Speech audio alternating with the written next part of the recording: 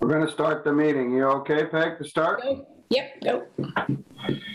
Okay, we'll start with the approval of the minutes for November 16th, which were sent to us. I'll take a motion. Move to approve the minutes for November 16, 2021. Second. Any further discussion? Hearing none. Councilor Gomez? Aye. Councilor Coniff? Aye. Councilor Riss says aye. I didn't see any others that had to be approved. Are we caught up? No, we have minutes from 10:13 that I don't know that we have approved because they are not loaded up on the website. I couldn't find them in emails. They were sent on 10:13. I couldn't find it either. Sorry, but I couldn't find it either. Okay, I'll send them again. Okay, we'll do them next meeting. All right. Mayor, do you have anything other than what's on the agenda? No. Okay. Public speak. I don't see anyone. Mark is not from the public. So I'm going to move right into business. Urban Agenda Grant Account. Yep. Will be used for the following purpose. There's a grant deficit. I assume this is catching up in that deficit. Hadel or Nicole, you want to explain this one? Yeah, I mean, I'll do the programmatic part. So this was a part of the Urban Agenda Grant that partially funded Blueprint Easthampton. At the end of we were required to spend $25,000 by June 30th. We did not spend it June 30th, although we had ordered the requisite capital items for the participants. That when we let the state know that we were, $5,000 less of 25, and they did not give us an extension or allow us to use POs, that put then the second $25,000 of that grant in jeopardy, and we did not get it, which then we needed to make good to our cohort and the capital grants, but put us 5,000 plus another 12 in the hole because we did not get that additional $25,000 from the state. Hadel, you want to walk us through the math of what happened on once we did not on the program implementation, didn't meet their timeline, what happened on our books? Yes. So we have existing POs, which are in the amount of $11,891.35. The anticipated revenue was supposed to be $45,000, and actual expenditure to date was $42,297. Plus, if we do the existing POs, $11,891.35, that adds up to $54,188.35. So when we take difference between $54,188.35 and revenue for $45,000, that leads into the deficit for $9,188.35. That is what already happened, and what we already committed was $11,895.35. So when we add those two together, that ends up being $17,688.35. But because there was an anticipation of this grant to be received, the POs were put into place. We planned to receive this, and somewhere this dropped, as Mayor explained, that put us into hole. And these are the commitments. Going forward, we are not going to count for more money to be received on this account or to be spent on any of the other expenditures. But at this point, what we made the commitment and what is already in place needs money, and it's on hold until this approval takes place. Okay, so in the simpler terms, we thought we were going to get an initial $25,000 grant. We already committed a certain amount of money up to the $17,000, and we have to cover that out of free cash because we did not get the grant. Is that correct? No, that is not. It's a 2-year grant. It's a 2-year grant. So we got $25,000. We needed to spend it by June 30th. Spend it, okay. There were quite a few items, and this is the Blueprint Easthampton. So at the end, the cohort cohort participants got $2,000 to spend on an item of capital or services to go formally launch their formal business.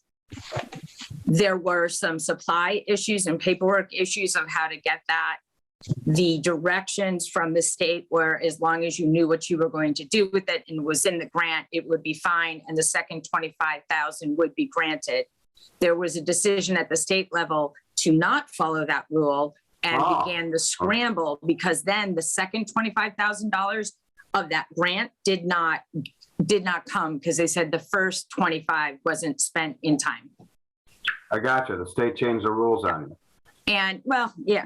Well, you just said that. So. I guess the urgency, and certainly lesson learned by me. So we're not paying out anything until we find money to do it, and that's leaving 12 entrepreneurs in the city without reimbursement for what we encourage them to buy. So, I'll take the, yeah. So that's the kind of the hook here. With Blueprint Easthampton, what they purchased and reimbursed for the city, those reimbursement requests have been sitting in our offices while I tried to get the money from the state. And so we just want to make good by the end of the year to these individual businesses. Okay, I understand this now. Councilor Khanna for Councilor Gomez, you have any questions? Mayor, remind me again, what was the date that the first 25,000 had to be spent by? June 30th. This year? Yeah. And so, again, I need to dumb it down for me. So the 17,000 is what you spent in anticipation of getting the second 25,000. Right. And so that never happened. So now we got to make it whole. Right. Yes. Got it. Thank you. And they promised us, or that you were told that if you had things in the hopper, so to speak, you would be fine getting the second grant. But then they changed their minds. They changed the rules. Yeah, I'm not sure what. Are you still going to fight for that grant, or are you just giving up the ghost? Okay. It was a one-time urban agenda grant. I've never seen a grant where we haven't been able to show the POs and that it's in process. Like, one was a printer that was ordered and wasn't going to be received until after June 30th. It's a reimbursement process, so we can't reimburse them for something they haven't gotten. I mean, certainly the logistics of the grant were overcomplicated, but again, my assumption that the state was going to see those POs and be okay with it, and they weren't. So we've done things like this on massive grants all the time, and for a $50,000 grant in two parts, they said no. Okay, Councilor Gomez, any questions? I do not. I think Councilor Conniff make those questions really clear and make it really easy to people to understand it. Yes, it's unfortunate, but at least we have the free cash to help these, I'll have a terrible time. Entrepreneurs. Thank you. Entrepreneurs. We have to pay them, we promised them.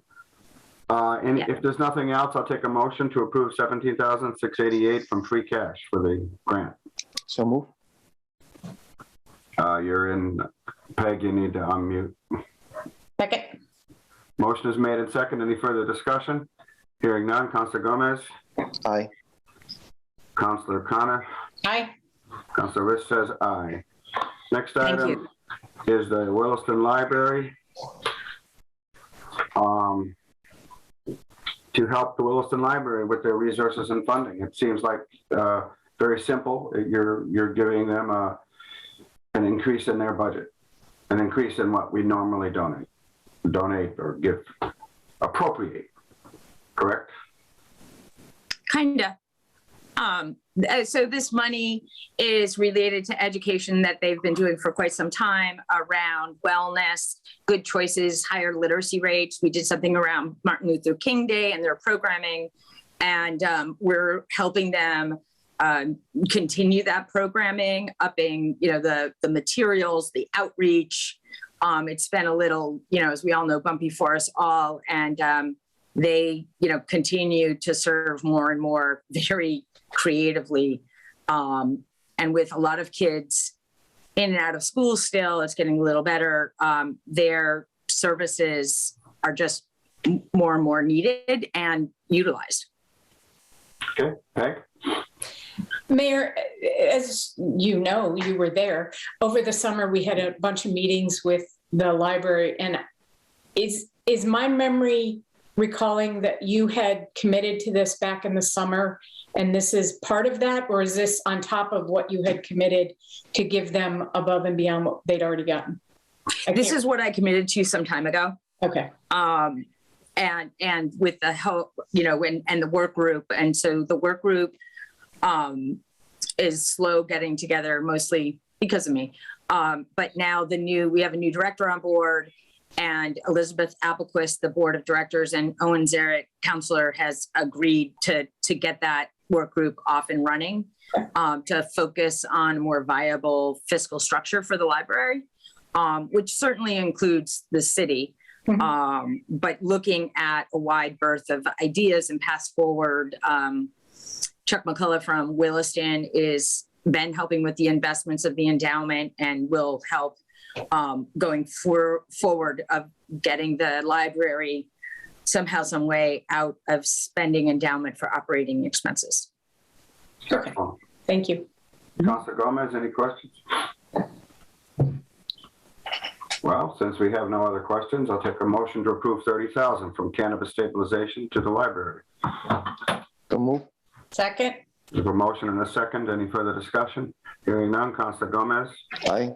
Councilor Coniff? Aye. Councilor Rich says aye. Next one is $5,000 for the Veterans District Assistance. It's for the contract for the Veterans District. Recertifying South Hadley, Easthampton Veterans District clients. We have a matching, we have to give our $5,000, it's matched by South Hadley. Seems straightforward. Anything on this, Mayor? I would just note that this money is very specific to staffing. This is not additional staffing for the district for a whole year, but very specific to the recertification of Chapter 115 funds for veterans. It's a very arduous process, requires a lot of follow-up and meetings, which have just been more difficult with COVID, but also it's a part of the year that is key to get everyone's documentation in, one, because the veterans, but also the district's reimbursement for staff and functioning in the following fiscal year.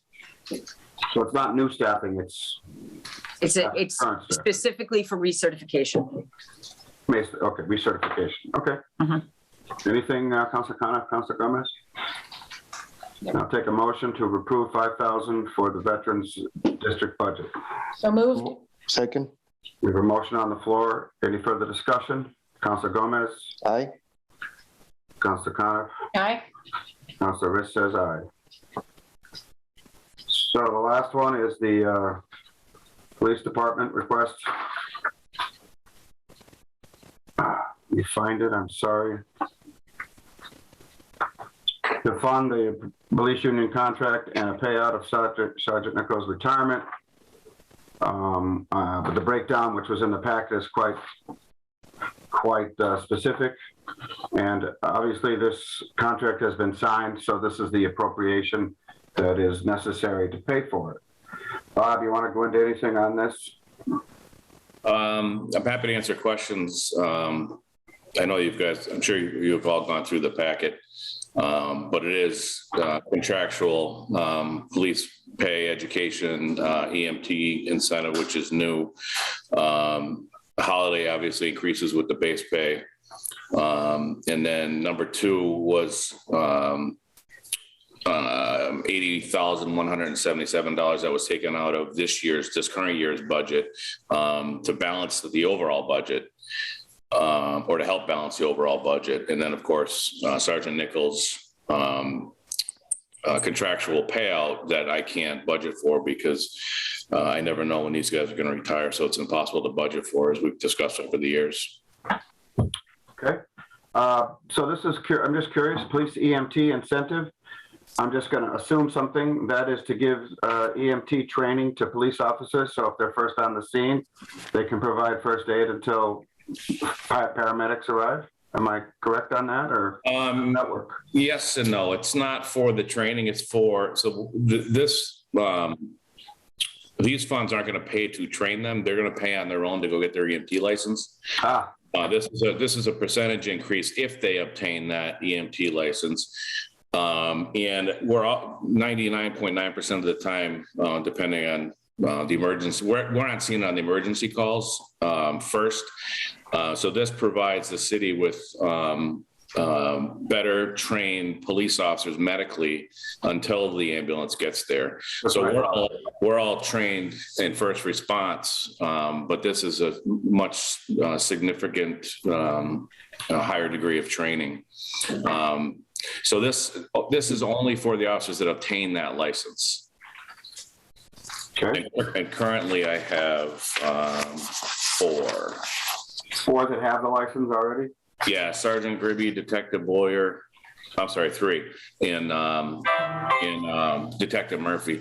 But I also have Sergeant Ross and Officer Pavis are currently enrolled. Okay. Counselor Connor? Sorry.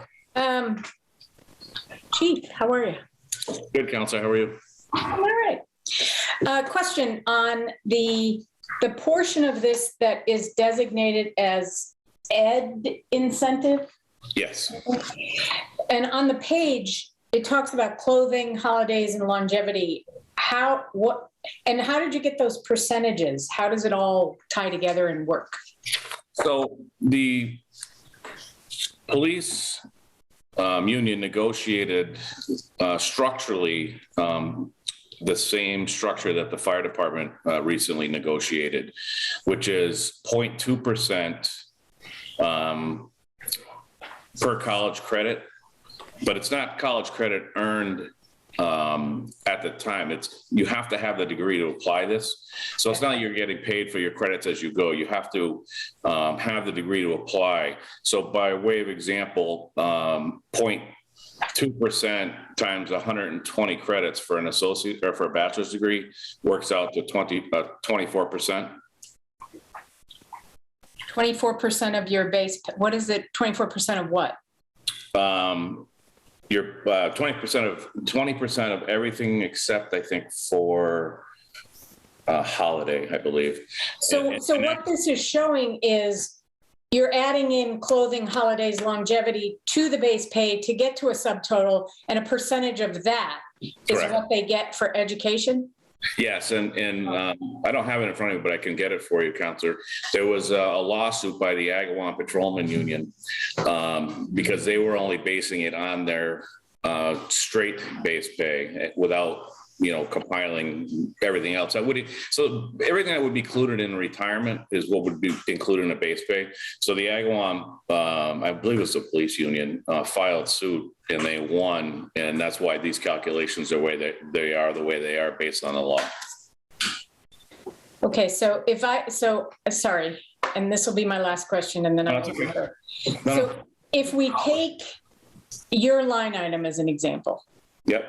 You have 30% of your subtotal is $36,000. Right. So 30% equals, tell me again, how does that relate to your degree? So it's some percent of each class you've taken, or?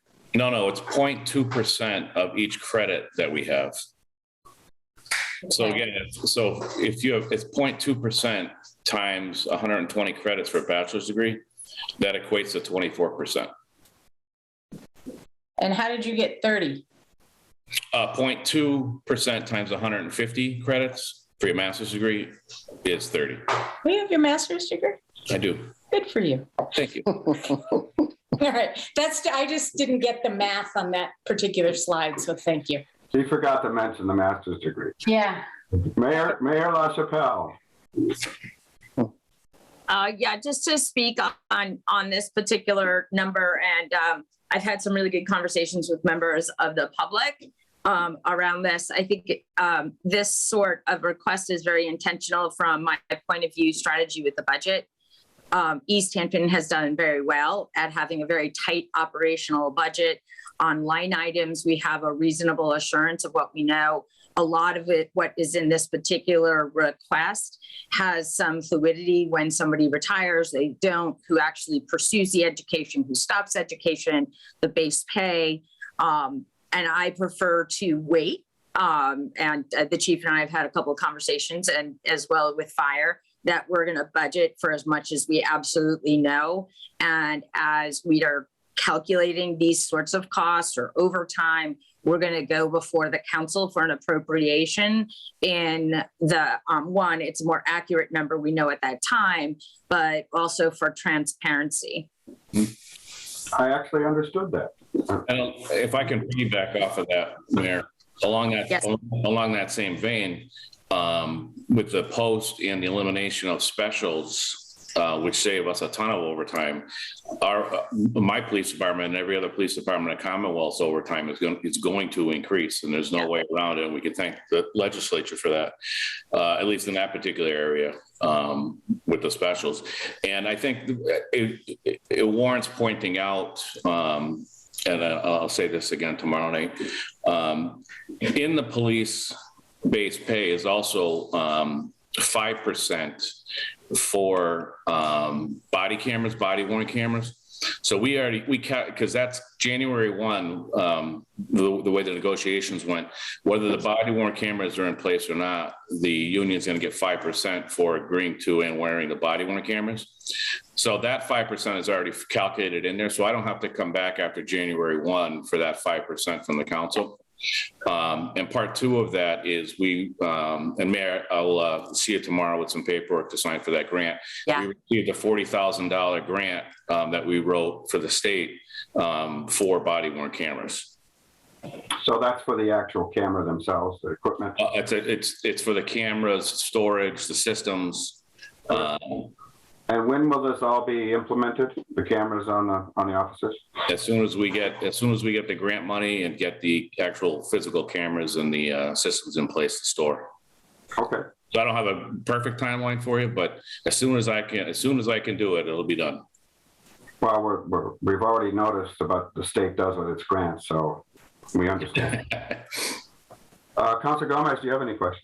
Yes, I have two, I guess. The first one is, with this appropriation, if we say yes, that will cover the whole fiscal year incentive for the policemen? Yes. So you don't have to come back again for another appropriation? No, all right. Absolutely not. And the second one is the graphic of the second page. Can you explain why in the 23 Siki Junior, at the end, say times 60%, and the COPS grant 7,631 with 12 cents. What is only him compared to the other one? As what that 60% means? Because if I'm following you correctly, Counselor, Officer Siki is on a COPS FAST grant for 3 years. So we calculate the grant money we get into that. So we're not paying 100% of his pay. Okay. Does that make sense? So the $7,631 came from what? For the grant or something like that? That's his. Let me see. I want to make sure I don't misspeak. That's our part of responsibility for his contractual pay raise. That's not the grant. So that's our portion of the grant. Does that make sense? Yep. Anything else, Omar? No, I'm good. You're good? Anything from anybody? Then I'll take a motion to approve $328,771.50 from Cannabis Stabilization Fund to provide for the police union contract and payout for Sergeant Bruce Nickel. So move. Time out. Peg has a question. Yeah. Peg, you're muted, Peg. Still muted. I know. So the motion and the second is fine. I just have a quick question. Maybe Hadel knows this. If approved, what does that leave in cannabis stabilization? Do you know offhand? You're muted, Hadel. I have the spreadsheet up here. Here we go. It is going to be, well, there are 3 more other items are in line, and there's 1 more revenue which needs to be, hold on, I can do it quickly. Plus. We'll be at 481,942.65. But there, after this, we have 3 more coming tomorrow's meeting, so we'll see another 3 in the following one. Okay. So, yeah. Plus, you said there's more revenue coming, more impact money coming?